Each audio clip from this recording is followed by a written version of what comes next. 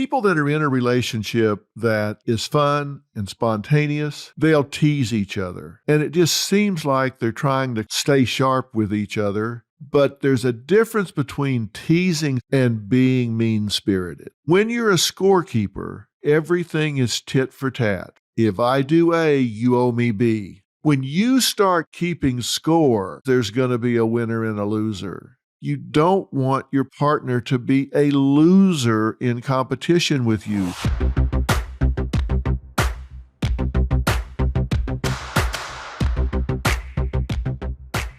It's Dr. Phil. Welcome back to Fill in the Blanks. We're in the middle of our relationship reality check. You guys know that I've subtitled this, How Much Fun Are You to Live With? Think about that question. How much fun are you to live with? Life's not always about yucking it up, and fun's not always about laughing and playing games and being on vacation. When I say fun, that can also mean how peaceful are you to be with? How easy are you to be around? How safe does someone feel around you emotionally? So when I'm talking about how much fun are you to live with, I mean mentally, emotionally, physically, in every possible way. How much fun are you to live with? Last time we were talking about what I call your bad spirit, that part of you that gets in the way of somebody feeling all of those things I just described. There's a few more sides of this bad spirit that I want to talk about. Remember, I said, I don't care what relationship we're talking about. Romantic relationship, friend relationship, work relationship, family relationship, whatever relationship you enter, you either contribute to or contaminate that relationship. You might contribute to one, get up and walk into the next room and contaminate that one.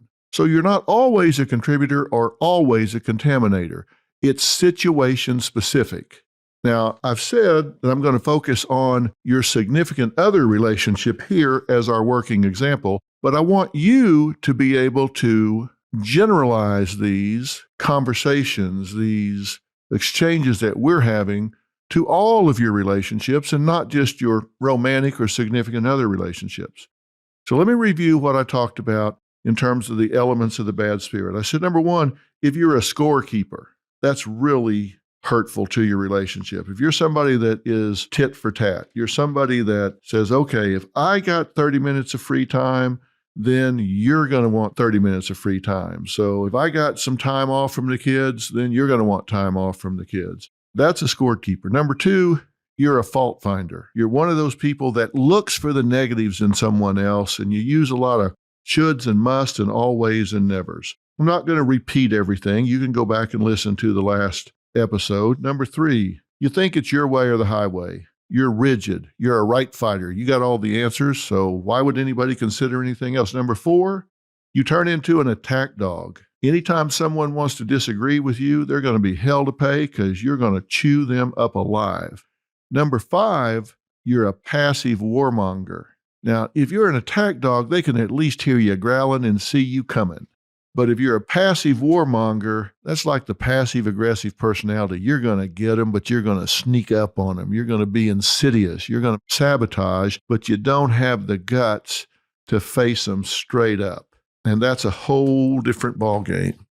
Now, the next one I want to talk about might be one of the most important things we talk about during this whole series, even though it doesn't seem like it at first, and it's what I call you resort to smoke and mirrors. Now, what do I mean by that? I use the term smoke and mirrors kind of in jest because that's what magicians do, right? They misdirect your attention with smoke and mirrors. They get you to look over here while they're doing something over there. They misdirect. They give a puff of smoke, and behind the smoke, they do something that they don't want you to see. It's all about misdirection. If your bad spirit is running your relationship, then you're someone that is subject to misdirecting your partner's attention, misdirecting your partner's understanding about what's going on in a relationship. And I'll tell you how you know if you do this or not. Ask yourself this question. Do you talk about topics rather than issues in your relationship? To answer that question realistically, you have to understand the difference between a topic and an issue. Most people, if they have a disagreement, they disagree about topics. They disagree about topics. Topics are things that pop up every day. A husband can come home and come in and he's irritated. Who left the tricycle in the driveway? Okay, you can talk about that. That's the topic. What would be the issue that makes him irritable about who left the tricycle in the driveway instead of just simply putting the car in park, getting out and moving the tricycle? Maybe he's got a chip on his shoulder. Maybe he's resentful because he has an issue with a lack of sexual intimacy in the relationship. So why would he talk about the topic of the tricycle and not the real issue of the lack of sexual intimacy? Well, I can tell you because the tricycle is safe. He has nothing at stake when he's talking about the tricycle. If he wins that argument, great. If he loses that argument, so what? He didn't have much invested in it one way or the other, so he just gets to vent his frustrations. On the other hand, if he goes to you and says, I am really hurt by the fact that you seem to no longer be attracted to me, you don't find me sexually relevant, you have no desire to be intimate with me, and you say, yeah, that's right, really don't. I'm sorry, used to, don't anymore. Wow, that can really hurt. That can really be hurtful. Now there's a lot at stake. And sometimes people just don't have the courage to deal with the true underlying issues. So they nibble at the edges. They try to attack their partner. They try to get even. They try to vent their frustrations in a safe way instead of dealing with the real issues. So they'll choose a safe topic, but they never get any real resolution because the issue never gets addressed. So if you tend to talk passionately about a problem that another couple is having, but you deny that it's relevant to you, then that's smoke and mirrors. You get very defensive if your partner asks you straight up, hey, is there something else bothering you? You're arguing about me leaving the tricycle in the driveway, but it seems to me like you're really upset about that to a level that is disproportionate to the transgression. So is it really the tricycle or is there something else? And you get really defensive, chances are you're running from the issue. So you have to ask yourself, because if you are ducking the issue in favor of the topic, you're cheating both yourself and your partner. You're cheating yourself because 50% of the solution to any problem lies in defining it, getting it on the table and dealing with it. And you're cheating your partner because they don't have a chance to help you with the issue. They don't have a chance to say, well, okay, I didn't know that was a problem, but now that I do, I can do something about it. Or they might say, yeah, I get that that's a problem. Let me tell you why. You say you're upset because I don't seem like I want to be intimate with you. You're quite right. I don't. Let me tell you why. Maybe it's because you smell like a goat. You don't come to bed in an attractive way. Take a shower. Or maybe it's because you can't be rude to me all day long, and then when you flip the lights off, all of a sudden, I'm supposed to melt in your arms. I can't make that switch when you flip the lights. So if you want me to be cozy in bed, then you better be cozy during the day, buddy. You can't ever have that honest conversation if you duck the issues. And I know the number one fear is rejection. So yeah, there are some issues there. There's some scary things there, but you got to be willing to take the chance. What do you got to lose? Your answer is, well, everything. My self-esteem, my self-image, my relationship, my ego. But what are you going to lose if you never deal with it? You're going to continue to live in fantasy land and feel rejected anyway. At least my way, you have a chance of solving it. You have at least a possibility of getting past the issue. Your way, you have no chance of getting past it. The next characteristic of the bad spirit is they just simply will not forgive. They just will not forgive. And let me tell you, there is power in forgiveness, and there is a huge misunderstanding when it comes to forgiveness. Forgiveness is not a feeling, it is a choice. Forgiveness is not something that just one day will wash over you when you finally have hurt long enough, been angry long enough, suffered long enough, and God will anoint you with forgiveness and you will all of a sudden feel better. Forgiveness is a choice. And if your partner has transgressed against you in some way and you have made it a life sentence, you're contaminating that relationship. You might as well hit the eject button for one or both of you because you are on the Titanic. It's going down. It is a conscious choice to say, I forgive this person.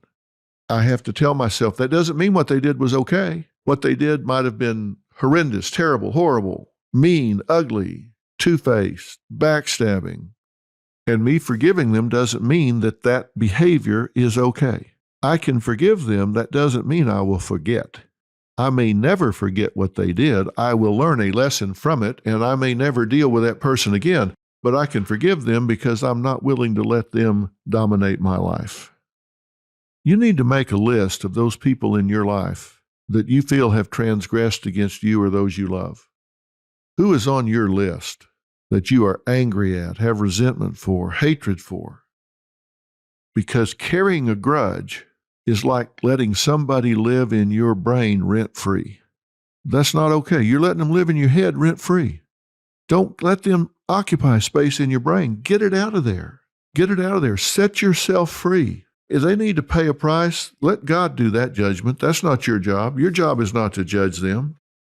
If they've broken a law, let the law deal with them. Just because you forgive them doesn't mean they are not accountable to the laws of man, and they're not going to face judgment in the eyes of God. But that's not your job. And here are some real easy ways to determine whether or not this infiltrates your life. Just as I've said, you are consumed with anger. And if it's at your partner, it means you are hair-triggered. There's something that they've done that you are resentful of, you're angry about, and so you are hair-triggered. I mean, anything they do, you just blow up and explode. If you find yourself so bitter that you take a pessimistic view of life in general, it's usually because you are wounded and you have not forgiven those that hurt you. If you tend to see the world as a hurtful place, you're just very pessimistic, you see the world as a hurtful place overall, then you probably have stacked up resentment and hatred. If your body feels physically unbalanced, we call that heterostasis. You have sleep disturbance, nightmares, poor concentration, fatigue, severe headaches, back spasms, any kind of ongoing chronic physical symptom. You really need to ask yourself, am I carrying bitterness and hatred in my life? If you can't read a book or watch a television show or a movie without finding something in it that reminds you of your resentment, every time you watch something, you go, oh yeah, yeah, I see that. Yeah, heard that. It's like your psychological skin has been burned, and anybody that even comes up and pats you on the back creates pain. You see a reminder of it in everything you read, watch, hear, do. Something brings you back to that. Then you are consumed. That's what you have to watch for. If you tend to interpret statements and actions of your partner first in a negative way, a critical way, why? Well, it's because you have a chip on your shoulder. If you tend to say, well, I'm not forgiving them because they just don't seem like they care. They don't seem like they're sorry. They don't need to be sorry for you to forgive them. They may never be sorry. They may be such a knothead, they don't get what they did. They don't get the gravity of how they hurt you. They don't need to get it for you to forgive them because it's not about them. It's about you. If you're telling yourself you're not going to forgive them yet because they haven't paid enough, they haven't got enough penance, they haven't groveled enough, well, you're just keeping yourself locked up, not them. And if you don't forgive because you want to use guilt as a hammer, as a lever to beat them over the head with, and you don't want to give up that weapon, then you've held on to that bitterness way too long. Don't weaponize your pain. Don't use it as guilt induction. So you may be thinking, okay, Doc, how do I forgive? Well, It's a conscious choice. You wake up every day, and if you're religious, if you believe in a higher power, and I believe there is a higher power, I choose to call it God. There's a higher power in your life, then you got to get up and say, give me the strength to forgive this person today. I choose to exercise my will, and I forgive this person today. I just turn this over to the higher power. They're going to have to deal with that, not me. I'm moving on. I'm not going to lay in this gutter with you. So that's an important bad spirit. Don't get caught in that trap. The last two elements of a bad spirit to round out my top 10, I'm going to kind of talk about together, and that is you've either gotten too comfortable or you've just given up.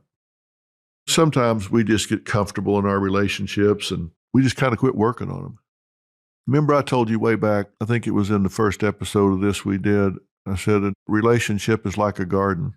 You just go out in the middle of a field and you take a hoe and you chop all the weeds back, kind of scrape up the ground there and get you a pretty good little patch of dirt, and you plant some vegetables there. You water it and you tend that garden. It can really flourish. But you're going to have to tend it. You're going to have to keep the weeds back. You're going to have to keep watering it. If you neglect it and you come back and you haven't watered it or weeded it for a month or two, you won't even be able to find it. It'll just be swallowed back up into the landscape. It'll just be swallowed back up into the hillside. Same thing with your relationship. Now, I want to talk about Thanksgiving. A lot of relationships come together at Thanksgiving, and because we're talking about relationship reality check, I wanted to give you some thoughts about how to manage Thanksgiving, because I think we need to manage our expectations about the holidays sometimes and take some pressure off of ourselves.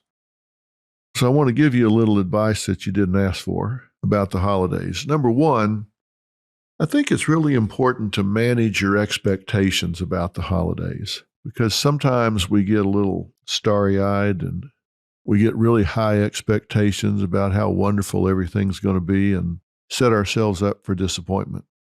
Sometimes we get into situations where reality can never live up to the expectations, or we have selective memories of how great everything was, and we think of Christmas is past or Thanksgiving's past, and we selectively pick out those good moments. We forget about Uncle Bob getting drunk and falling into the Christmas tree, or Aunt Edna burning the turkey, the kids running through the house and making so much noise you just wanted to just get up and run out the back door. My dad always said that the holidays were a time where people that didn't know each other that well traveled a long way to spend too much time in too small a space. I guess you could tell he was a bit of a cynic about the holidays. He actually enjoyed them. But let's talk about the expectations for a minute.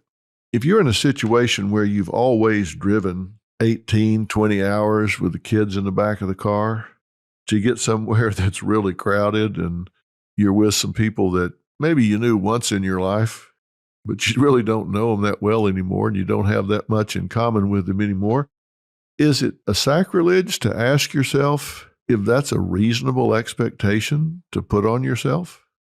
If money is tight this year and gas prices are really through the roof, and it's going to cost you $300 to make this round trip out of pocket, not to mention the wear and tear on your car and tires and oil and indirect costs that you don't actually see, are you making yourself do something that you really don't want to do?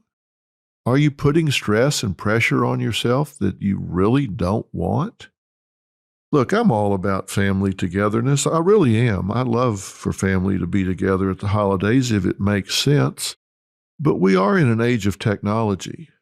Ask yourself honestly, do I really need to do this? Is it in my best interest and the best interest of my family?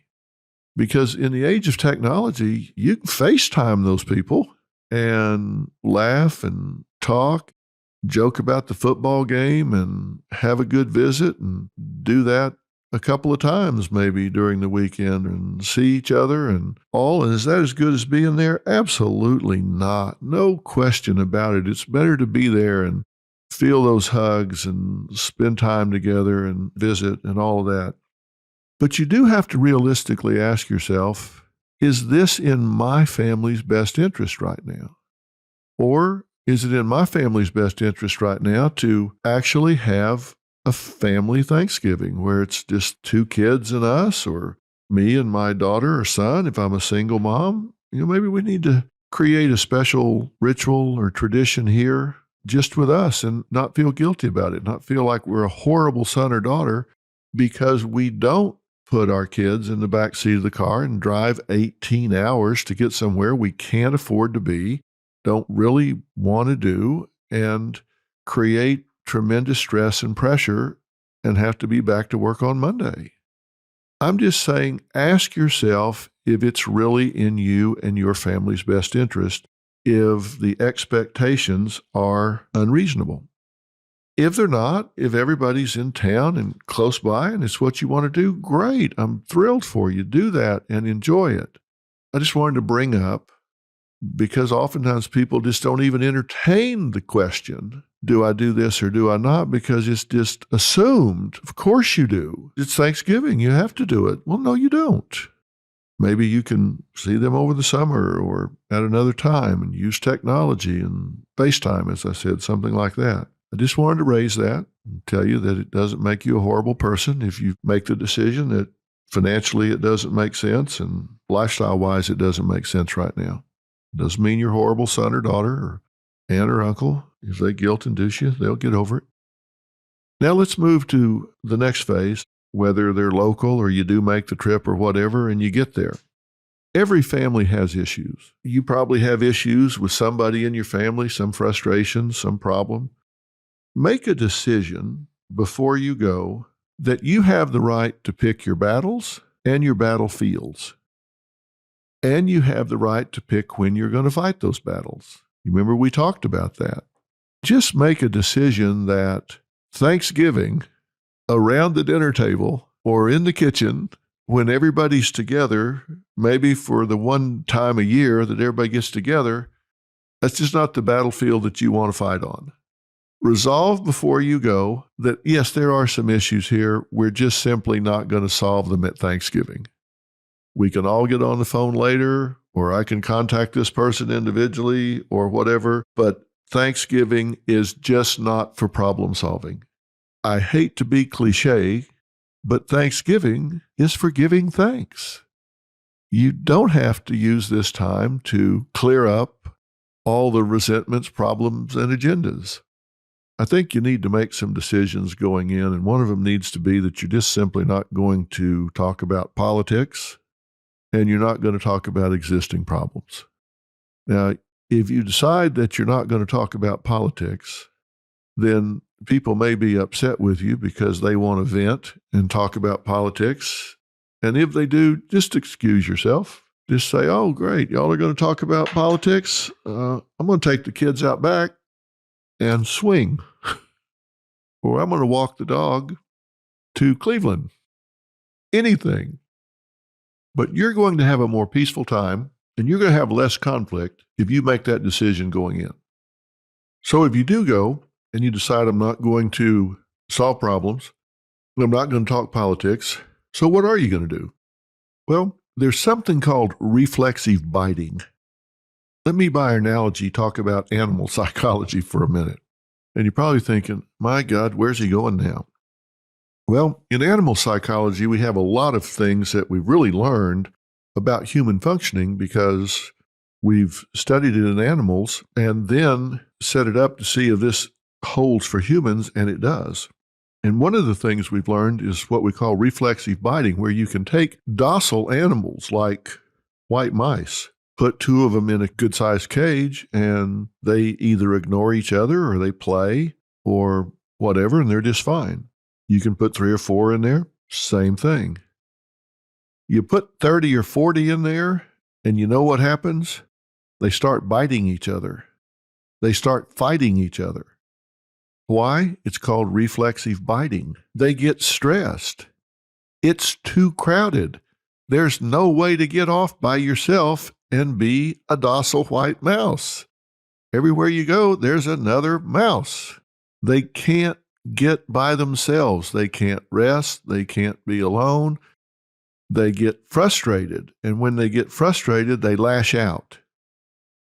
Now, by analogy, let's take that to Aunt Edna's house for Thanksgiving.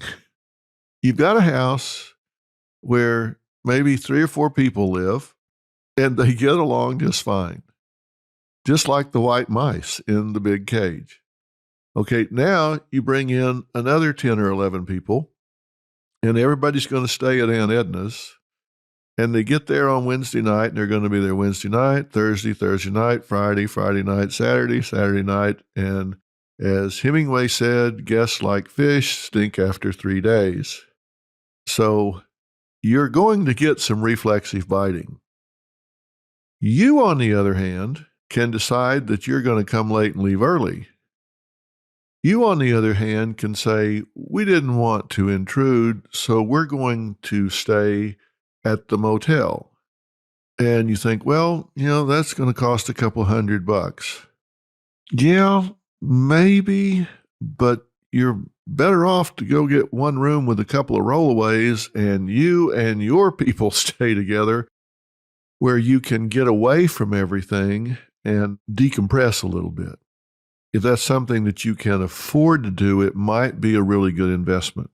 If it's not something you can afford to do, you might think about not staying quite so long. I'm just trying to give you a heads up that some of the meltdowns that happen during the holidays are not as random as they may seem. In fact, they're quite predictable human nature-wise when you think about such things as overcrowding and stress and tension, particularly if a couple of people there have chips on their shoulders or drink too much or have an issue with you from last summer, and all this gets mixed together. It's like, gee, what could possibly go wrong here? It's like a lot could go wrong here. You got somebody with a chip on their shoulder, somebody drinking too much, somebody talking politics, and we're all jammed together in a room set up for 4 people, and it's now got 14. What could possibly go wrong? Well, everything. I probably sound like a pessimist about the holidays, and I'm absolutely not. I love the holidays. Our family, we've never had so much as a crossword at Thanksgiving or Christmas. Whether it's our house or theirs, or we've traveled to somewhere, some destination, we've always had just a terrific time. So I'm not saying this because I've had some bad experience. I'm saying it because out of 45 years of being a mental health professional, I've dealt with a lot of people that have come home wounded from what would have been designed as a wonderful family get-together. Manage your situation by managing your expectations and recognize if you're setting yourself up for failure by putting stress and pressure on yourself by traveling too far, putting on a financial strain, staying too long in too small of a space, and trying to solve problems on a battlefield that's not very good for problem solving. I just want to say that and remind us all that Thanksgiving is about giving thanks. And one of the rituals and traditions that we have at Thanksgiving dinner is we just kind of go around the table, start with one person and go clockwise or counterclockwise, but we just kind of go in order around the table. And everybody shares one thing that they're particularly thankful for that's happened in the years since last Thanksgiving. Sometimes it's something profound. Sometimes it's something really funny. Sometimes it's something that everybody knows what they're going to say, and sometimes it's something way off the wall. But whatever it is, we just all share a blessing that we particularly value from the last year. That's one of our rituals and traditions. Maybe you have your own. If not, you can certainly borrow ours. That's it this time. We'll get back to Relationship Reality Check 1 week from today. I'm Dr. Phil.